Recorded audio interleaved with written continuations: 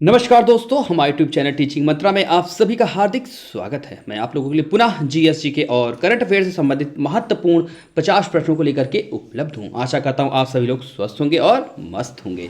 तो चलिए आइए सब लोग हमारे यूट्यूब चैनल से जुड़ जाइए और जिन भाई बहनों ने हमारे यूट्यूब चैनल को सब्सक्राइब नहीं किया है वो सभी लोग सब्सक्राइब कर ले और बेल आइकन को प्रेस कर दे और जाने से पहले जो है और अपने प्यारे हाथों से जो है एक लाइक दे दें और एक शेयर कर दें, क्योंकि आप जानते हैं कि हम लोग आप लोगों के लिए कितनी मेहनत करते हैं। हमारे प्रश्नों की श्रृंखला को आप देख सकते हैं कि प्रश्न हमारे कितनी बेहतरीन है, तो उस आधार पे जो है आप एक लाइक एक शेयर कर दीजिएगा। अच्छा, तो चलिए आइए समय को ध्यान में रखते हुए हम लोग प्रश्न नंबर 1 की ओर चलते हैं, क्योंकि मैं कम समय में आपको 50 प्रश्नों की श्रृंखला को देता हूं। ठीक है, तो आइए चलिए प्रश्न नंबर 1 स्क्रीन पे आ चुका है। रंगपुर जहां पहाड़ की समकालीन सभ्यता थी, बताइए पंजाब में स्थित है या पूर्वी उत्तर प्रदेश में, सौराष्ट्र में, राजस्थान में? तो बताइए कहाँ स्थित है?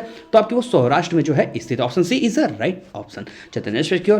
प्रश्न नंबर 2, सिंधु घाटी सभ्यता जानी जाती है, बताइए किस लिए? अपने नगर नियोजन के लिए, मोहनजोदड़ो और हड़प्पा के लिए, अपने कृषि संबंधी कार्य के लिए, एवं चौथा जो अपने उद्योगों के लिए। बताइए नीचे दिए गए कूटों के सही उत्तर का आप चयन कीजिए। 1 और 2, 1, 2, 3 और 2, 3 और 4 या उपरोक्त सभी।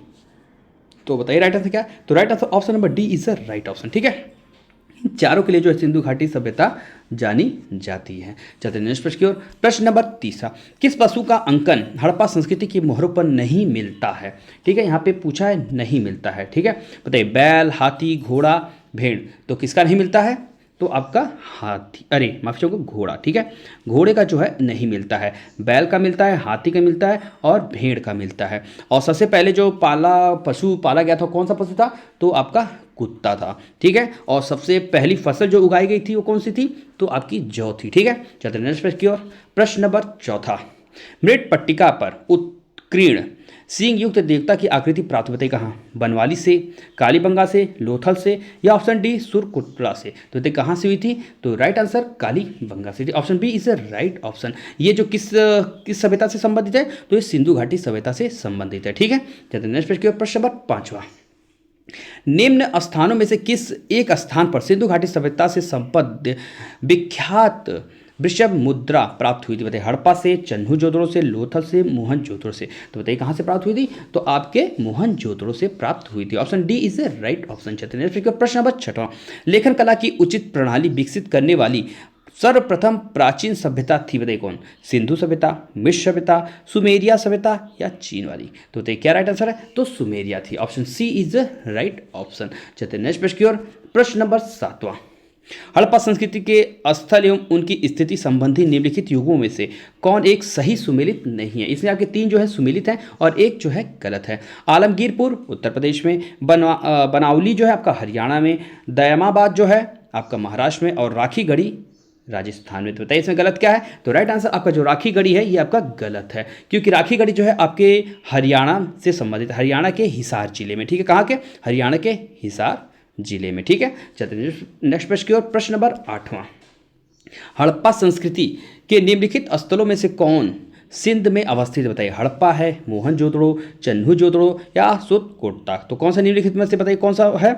1 एवं 2, 2, 3 और सी ऑप्शन 2, 3, 4 या ऑप्शन डी चारों? 1, 2, 3, 4। तो बताइए राइट आंसर क्या है? तो राइट आंसर 2 व 3 जो है आपके वहाँ पे स्थित है। ठीक है, सिंध में 2 व 3 मोहनजोदड़ो और चन्हू-जोदड़ो, और ये दोनों नहीं थे। ठीक है, चलते नेक्स्ट प्रश्न की ओर। प्रश्न नंबर 9, सिंधु सभ्यता का कौन सा स्थान भारत में स्थित? बताइए हड़प्पा है, मोहनजोदड़ो है, लोथल है, उपरोक्त में से कोई नहीं। तो बताइए कौन है? तो आपका लोथल जो है वो सिंधु घाटी सभ्यता में स्थित है। ठीक है, option C is the right option. चलते नेक्स्ट प्रश्न नंबर 10, सिंधु सभ्यता को सर्वप्रथम नगरीय क्रांति की संख्या किसने दी थी? बताइए गार्डन चाइल्ड ने, व्हीलर ने, जॉन मार्शल ने या रोमिला थापा ने? तो किसने दिया था? तो जॉन मार्शल महोदय के द्वारा दिया गया था। ठीक है, option C is the right option. चलते नेक्स्ट प्रश्न नंबर 11, 7वीं योजना में IRDP के अंतर्गत रणनीति अपनाई गई थी? बताइए कितना?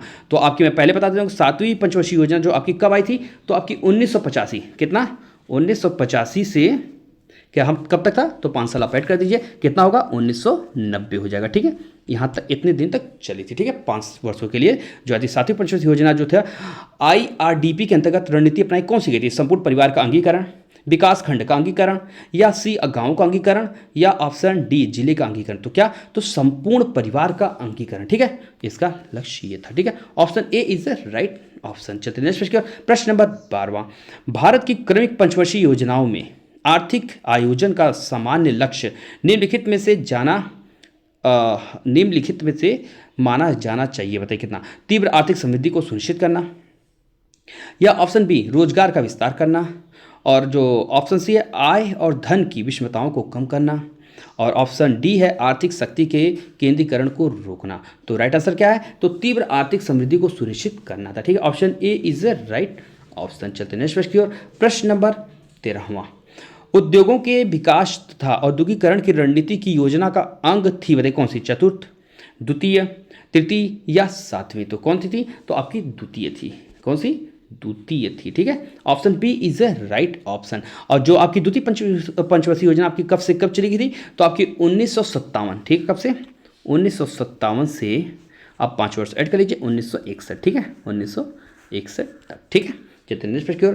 प्रश्न नंबर 14वां, 10वीं पंचवर्षीय योजना में विनियोग दर बताइए कितना था। बचत दर से कम थी, बचत दर से अधिक थी, या बचत दर के बराबर थी, या प्रत्याशाओं से नीचे थी। तो कितना थी, तो आपकी बचत दर से अधिक थी। ठीक है, option B is the right option. और 10वीं पंचवर्षीय कब आई थी, तो सन 2002 से 2007 तक। ठीक है, 5 वर्ष इसमें आप ऐड कर सकते हैं, ये 5 वर्षों के लिए होता है पंचवर्षीय योजना। और 10वीं पंचवर्षीय योजना कब आई थी आपकी, तो 2002 में आई थी। ठीक है, 2002 से लेकर 2007 तक। चलते हैं नेक्स्ट प्रश्न नंबर 15वां, 12वीं पंचवर्षीय योजना में कृषि में वार्षिक समृद्धि दर का प्रतिशत लक्ष्य बताइए। 2%,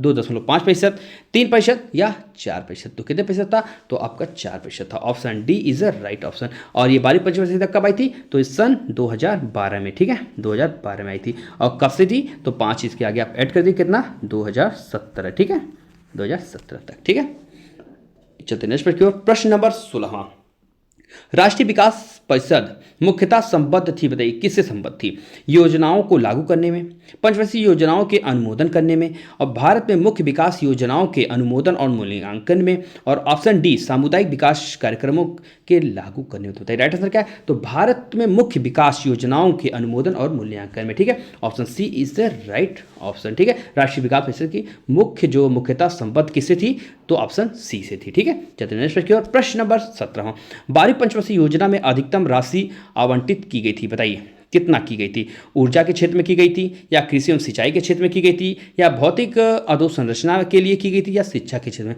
तो किसके लिए की थी, तो ऊर्जा के क्षेत्र के लिए जो सबसे अधिक जो है अधिकतम राशि आवंटित की गई थी। ठीक है, अभी पिछले प्रश्न में बताया था कि 12वीं पंचवर्षीय योजना कब आई थी, तो आप सभी लोग नोट कर चुके हैं। चलते नेक्स्ट प्रश्न नंबर 18वां, भारत में 12वीं पंचवर्षीय योजना का कार्यकाल, अभी मैं इसका प्रश्न पिछले बार बता चुका हूं, तो आप सभी को पता होगा, तो इसमें समय हम अपना वेस्ट ना करते, चलते आगे।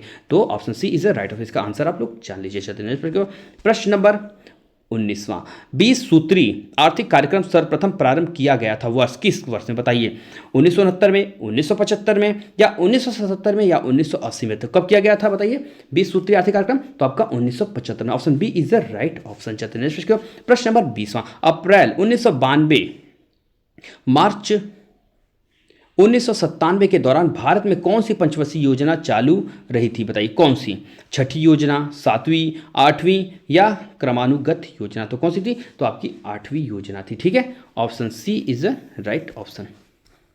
चलते हैं नेक्स्ट प्रश्न नंबर 21वां, निम्नलिखित में से कौन सा बीज उत्पादित करता है परंतु फूल नहीं। ठीक है, वो फल परंतु देखिए बीज तो उत्पादित करता है परंतु जो है फूल उत्पादित नहीं करता है, काजू, कॉफी, मूंगफली या चीड़। तो राइट आंसर क्या है, तो आपका चीड़ जो है बीज जो उत्पादित करता है परंतु उससे फूल जो है नहीं लगते हैं। ठीक है, option D is right option. चलते हैं नेक्स्ट प्रश्न नंबर 22, कपास से रेशे प्राप्त होते बताए गए थे, पण से, बीज से, तने से, या मूल से। तो कैसे होते हैं, तो बीज से होते हैं। ठीक है, option B is right option. चलते हैं नेक्स्ट की ओर।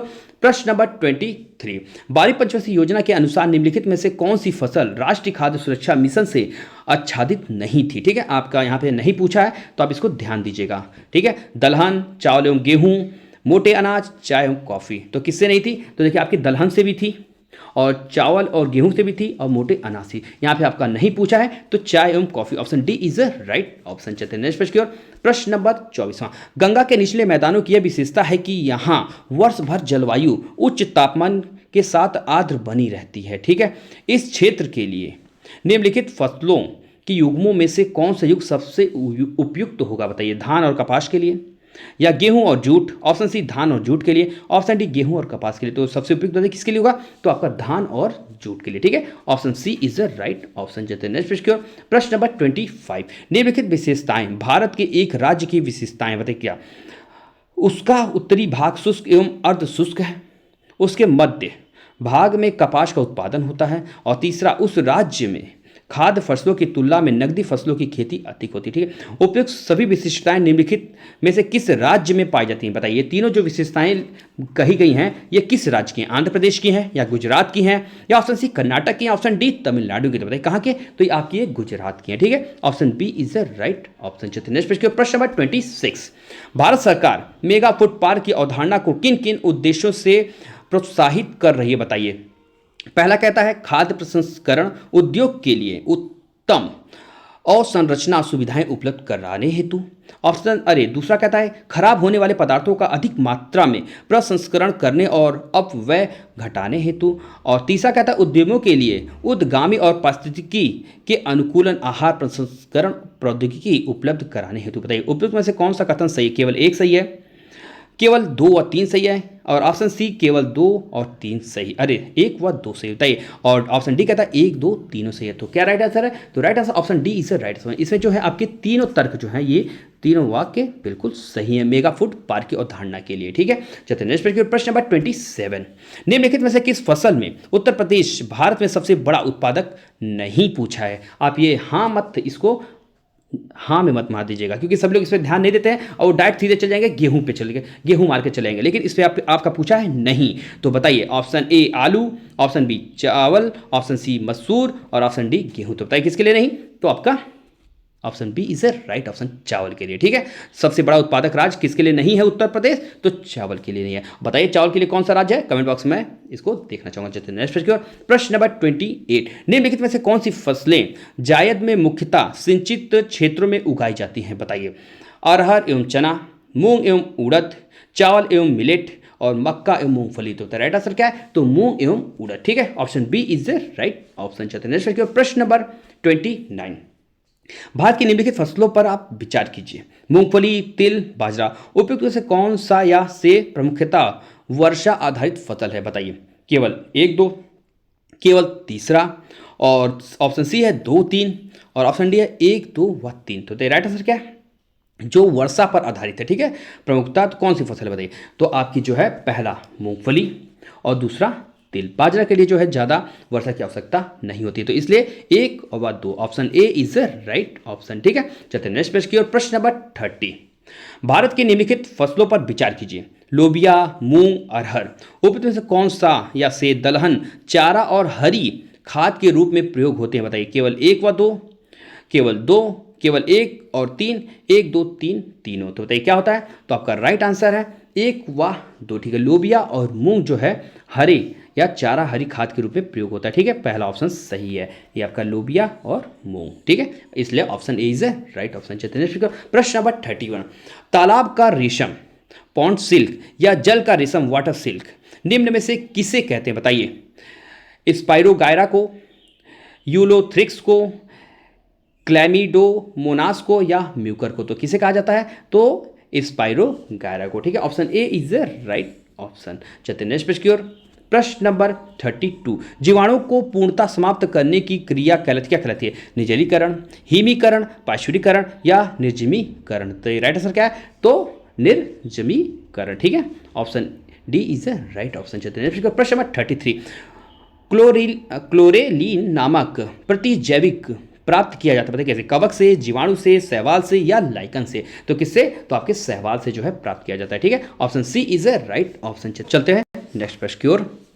प्रश्न नंबर 34, पृथ्वी के सभी जीव सूर्य के अतिरिक्त प्रत्यक्ष या अप्रत्यक्ष रूप से किससे ऊर्जा लेते हैं बताइए। ऑप्शन ए सहजीवी जीवाणुओं से, ऑप्शन बी रोगाणु जीवाणुओं से, और ऑप्शन सी रसायन संश्लेषी जीवाणुओं से, या ऑप्शन डी इनमें से कोई नहीं। तो बताइए किससे लेते हैं, तो रसायन संश्लेषी जीवाणुओं से। ठीक है, option C is a right option. चलते नेक्स्ट प्रश्न नंबर 35, कवक कोशिका में संचित होने वाला खाद्य पदार्थ बताइए। मंड है, ग्लूकोज है, फ्रक्टोज है, या ग्लाइकोजन है। तो क्या है राइट आंसर, तो आपका ग्लाइकोजन। ठीक है, option D is right option. किसमें, कवक कोशिका में। ठीक है, और कवक की जो कोशिका झिल्ली बताइए किससे बनी होती है, तो कवक की कोशिका झिल्ली आपकी काइटिन की बनी होती है। किसकी बनी होती है, तो काइटिन की होती है। चलते नेक्स्ट पर की ओर, प्रश्न नंबर 36, सूची 1 व सूची 2 को आप सुमेलित कीजिए। यहाँ भोजन विषाक्तता, तो बताइए किससे इसका मेल खाता है, एजेटोबैक्टर है, साइनोबैक्टीरिया, किससे खाता है, तो बताइए। तो भोजन विषाक्तता का जो है आपका किससे, तो क्लास्ट्रीडिया बोटुलिनम से। ठीक है, इसका आज जाइए, रुकिए मैं मिलाता हूँ। तो इसका जो आपका 7वां, ठीक है, ये आपका ए हो गया। ठीक है, अब इसको नोट कर लीजिएगा, ये ए हो गया। मनुष्य की आंत में पाया जाने वाला जीवाणु बताइए कौन सा है, तो आपका एसिरिकिया कोली है। ठीक है, कौन सा है, एसिरिकिया कोली। ठीक है, ये आपका तीसरा, ये बी हो गया। ठीक है, और नीली हरी सहवाल तो क्या है, तो साइनोबैक्टीरिया। ठीक है, नीली हरी सहवाल आपका साइनोबैक्टीरिया, आपका सी हो गया। और नाइट्रोजन स्थिरीकरण करने वाला जीवाणु बताइए, तो नाइट्रोजन स्थिरीकरण वाला जीवाणु सभी लोग को पता होगा कौन सा, तो एजेटोबैक्टर है। ठीक है, ये डी का पहला हो गया, ये आपका डी हो गया।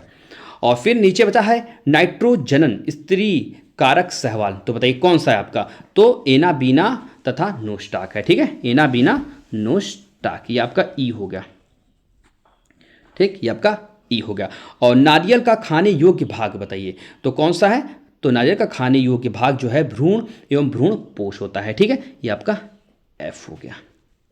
ठीक, और बंद गोभी का खाद्य अंश कौन सा है, तो काई कालिका है। ठीक है, ये आपका जी हो गया, ये आपका जी होगा। सब लोग इसके साथ ले चुके होंगे, पहला डी, सी, बी, ई, एफ, जी, ए। ठीक है, तो चलते नेक्स्ट प्रश्न नंबर 37, कवकों का उच्च वर्ग के पौधों की जड़ों से संबंध को क्या कहते हैं बताइए। परजीवी कहते हैं, माइकोराइजा कहते हैं, लाइकेन कहते हैं, इनमें से किसी को नहीं। तो किसको क्या कहा जाता है, तो उसको माइकोराइजा कहा जाता है। ठीक है, option B is the right option. चलते हैं प्रश्न नंबर 38, पाश्चुरीकरण क्रिया में दूध गर्म किया जाता है कितने डिग्री पे। ऑप्शन ए है 76 डिग्री सेल्सियस पर 25 मिनट तक, ऑप्शन बी 72 डिग्री सेल्सियस पर 20 मिनट तक, और ऑप्शन सी कहता है 62.8 डिग्री सेल्सियस पर 30 मिनट तक के लिए, और ऑप्शन डी कहता है 85 डिग्री सेल्सियस पर 30 मिनट तक। तो राइट आंसर क्या है, तो 62.8 डिग्री सेल्सियस पर 30 मिनट तक के लिए। ठीक है, इतने तापमान, कितने तापमान पर, तो 62 डिग्री 8 सेल्सियस पर। ठीक है, उसको 30 मिनट तक जो है उसको गर्म किया जाता है। ठीक है, पाश्चुरीकरण में। चलिए प्रश्न नंबर 39, स्वतंत्र रूप से भूमि में रहने वाला अवयवी जीवाणु जिसमें नाइट्रोजन मतलब N2 स्थिरीकरण करने की क्षमता होती हुआ है बताइए। एजेटोबैक्टर है, राइजोबियम है, और क्लास्ट्रीडियम है, या उपरोक्त सभी है। तो क्या राइट आंसर, तो क्लास्ट्रीडियम है। ठीक है, option C is the right option. चलते नेक्स्ट प्रश्न नंबर 40, निम्नलिखित में से कौन सा कवक नासी है बताइए। डीडीटी, बार्डेक्स मिश्रण, या 2,4-D, या काइनेटीन। तो क्या है, तो आपका बार्डेक्स मिश्रण है। ठीक है, option B is a right option. चलते हैं प्रश्न नंबर 41, ये आपका करंट से संबंधित है। 10 प्रश्न यहां से आपको करंट से मिलेंगे।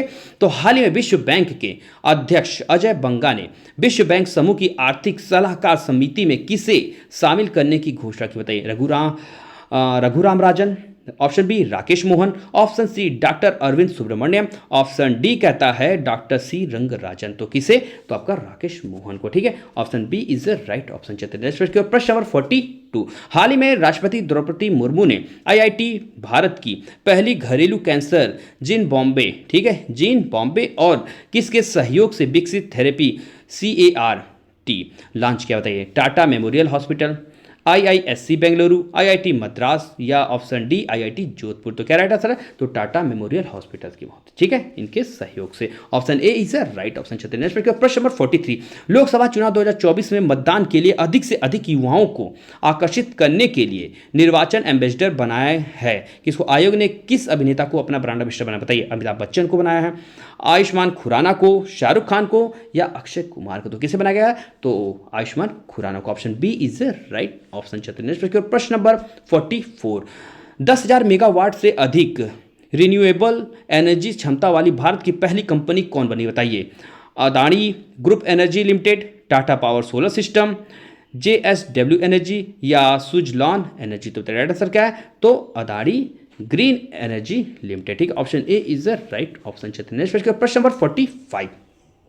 हाल ही में विश्व बैंक ने 2023-24 के लिए भारत की जीडीपी ग्रोथ का अनुमान बढ़ाकर कितना कर दिया? बताइए, 7.2%, 7.5% और या 7%, या ऑप्शन डी कहता है 7.4%। तो कितना कर दिया? तो आपका 7.5%। ठीक है, 7.5%। ठीक है, option B is the right option. चलते हैं प्रश्न नंबर 46। हाल ही में किसने ASSOCHAM, ठीक है, एसओ कैम के अध्यक्ष का पदभार संभाला? बताइए, दीपक सूद, अजय सिंह, संजय नायर या दिलीप संघानी। तो किसने? तो आपका संजय नायर महोदय ने। ठीक है, option C is the right option. प्रश्न नंबर 47।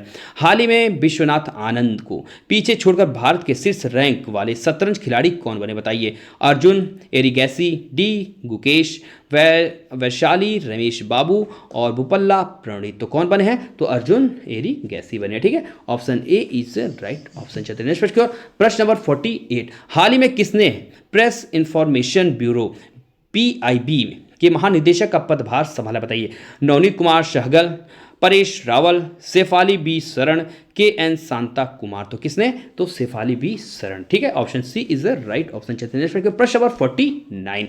हाल ही में अदानी ग्रुप ने उत्तर प्रदेश में कहां भारत का सबसे बड़ा कृषि अपशिष्ट आधारित जैव CNG बायोगैस संयंत्र चालू किया? बताइए, रायबरेली में, वाराणसी में, अयोध्या में या ऑप्शन डी मथुरा में। तो कहां पे? तो आपके मथुरा में। ठीक है, option D is the right option. प्रश्न नंबर 50। हाल ही में वैश्विक स्वास्थ्य अनुसंधान के लिए किसे John Dirks Canada Gairdner global health award 2024 से सम्मानित किया गया? बताइए, डॉक्टर गगनदीप कांग को, डॉक्टर राजेंद्रन स्वामी को और प्रोफेसर जानकी रमन को या प्रोफेसर दिवाकर गुप्ता। तो किसको? तो डॉक्टर गगनदीप कांग को। ठीक है, option A is the right option. तो आज हमारे 50 प्रश्नों की श्रृंखला यहीं पे समाप्त होती है। आशा करता हूँ आप सभी को हमारी वीडियो जो है काफ़ी पसंद आई होगी। तो जिन भाई बहनों ने हमारे यूट्यूब चैनल को सब्सक्राइब नहीं किया वो लोग सभी लोग सब्सक्राइब कर लें और जाने से पहले एक लाइक और एक शेयर कर दें। तो फिर आपसे पुनः मुलाकात होगी नेक्स्ट वीडियो में। तो आप सभी का बने रहने के लिए हमारे साथ बहुत बहुत धन्यवाद।